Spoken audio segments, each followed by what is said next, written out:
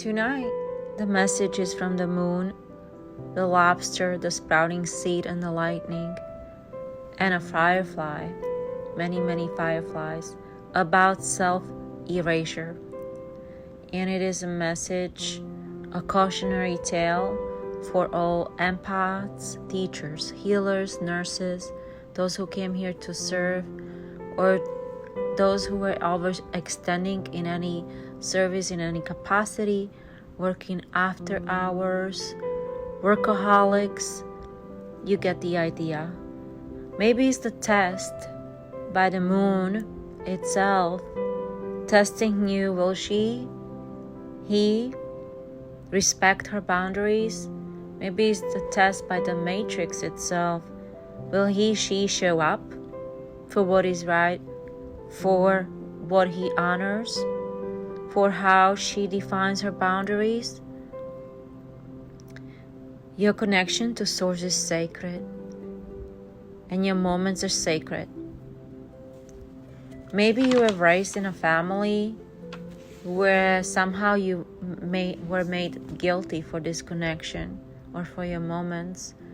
Maybe you were brought up absorbing negative energies, raised by narcissistic families that used you like a laundry machine and filled you up full of dirty negativity so you can rinse it up. Start seeds so they could clean it up because they were kind. And now it's time to face this lesson. And in this scribe painting, we see a beautiful dove of peace. We see the all-seeing eye, and we see a donkey, and we see a firefly. Donkey actually showed up later on in a follow-up scribe. The first one was with the lobster. Interesting thing about the lobster is that it sheds its skin, but each time it does, it becomes heavier and heavier. The shell becomes so much harder and heavier that the lobster metaphorically takes on too much load each time, that finally, even though lobster never really dies and he never really or she never really shows senility and aging, lobster really just dies because the shell, that which he carries, becomes too heavy. And here we see the donkey, which reminds us also of workloads. And the donkey is a symbol. They're humble. They symbolize resilience, hard work, perseverance, endurance, humble service. But donkeys are also wise. They refuse to walk into danger. They stop and then they turn away. They will not budge. So burning candles at both ends and denying your self-care and nourishment is slowly agreeing to self-erasure.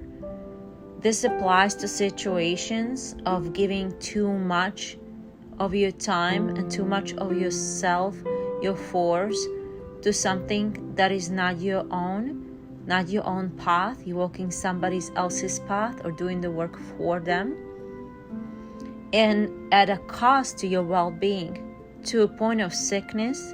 That's why it's a cautionary tale. And eventually, possibly untimely death. This is a divine intervention with the eye, all-seeing eye, and a dove of peace showing up with the heart right underneath it. Do you see the firefly? Has a little green sparkling body. And then it changes into a lobster. And around the lobsters are like seaweeds or sprouts. You can see clearly in this color ink painting. You can refuse to carry a load that is not yours to carry. You can walk the path that is your own path, and no one pushes me where I do not want to go, should be the affirmation and the claim. When somebody is dangling a carrot in front of you and promising something, you can be stubborn. You can put your foot down, rise from chaos, and protect your time, claim your time. You can walk with dignity. You don't need to engage in peer pressures. Let your spirit stand your ground. Take a moment and remove yourself from usury and that which does not serve you anymore. That which does not serve you anymore. Donkey always reminds us that we don't need to rush off from the cliff just because everybody else is jumping off the cliff into the rat race instead of the crazy fast and faster and faster and faster matrix clock. Just because everyone else is doing it, this peer pressure does not need to apply to you. And just because everybody is sort of expected to work overtime, sometimes unpaid days and weekends, especially certain factions of our society, for a job that only pays hourly work and week schedule without any contracts, without any reassurance, like tenures for teachers or possibly contracts where you get severance pay. So this kind of honoring oneself, it can be really difficult and trying situation, similar to living in an artistic family. So overgiving and oversharing is contagious. And when expected, it's like a skin condition that invades the boundary inch by inch and takes over the body to a point of death sometimes. And here is a cute little bird that descended next to the donkey, and he's just free walking around, and the donkey is exhausted, barely can hold his head up, it's exhausted to the point of death. Always remember, first favor is met with appreciation. Second favor with anticipation of the favor. Third favor is expected and recipient will be upset if not obliged. Therefore, guard your own path and do not walk it for others. They must learn their own lessons. It is time to stand tall. It is now for you to step, to be lighter, to be freer, to be sovereign, to balance your excess humility with balancing self-care and self-love. It is time to love yourself and honor your time. It is time to step back into the present moment. And the lightning is here to energize you with that sacred electricity. And the firefly came to say a beautiful message to you about taking breaks, about prioritizing breaks, inner groundedness, connections with nature, soil, water, and that no yoke endures forever. We have the peace of dove and the little firefly, because we are all parts of the big great love, the great peace, the great love, the giving source. We are all little shards, little sparkles of that unconditional everlasting love that we can carry and bright up in the night skies.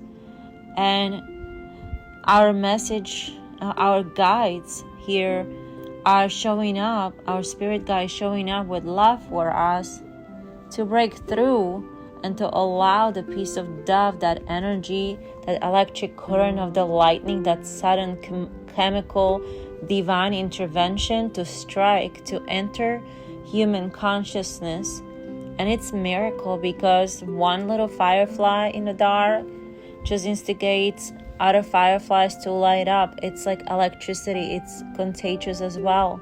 The love starts spreading like a circle activation from one to another, where we feel that force, where we share that force, the force of love, and we're claiming freedom.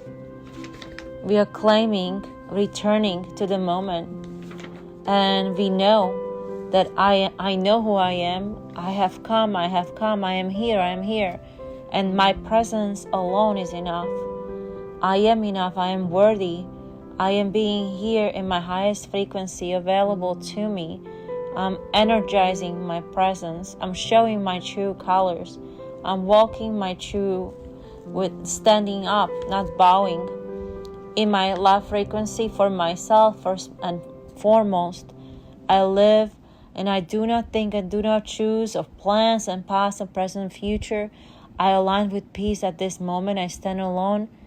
And my mantra is, behold, I make all things new. That's what this message is reminding us. Everything around us, once we pass this test, will align. Behold, I make all things new. It's going to be a flood. And remember the lesson of the lobster. Your load, once it's too old, too heavy, it can only suffocate you. Gain some clarity. Take moments in nature. And consider yourself and your self-love as a very, very special seed sprout that was stricken by lightning, by this divine intervention, that is free to grow now and nurture yourself, to nurture yourself and to love yourself as you love others, to give to yourself just as much as you've been gifting and over-gifting to others.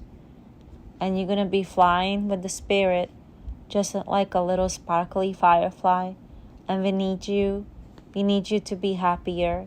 Put your air mask first. Save yourself first before you can save others. Behold, I make all things new.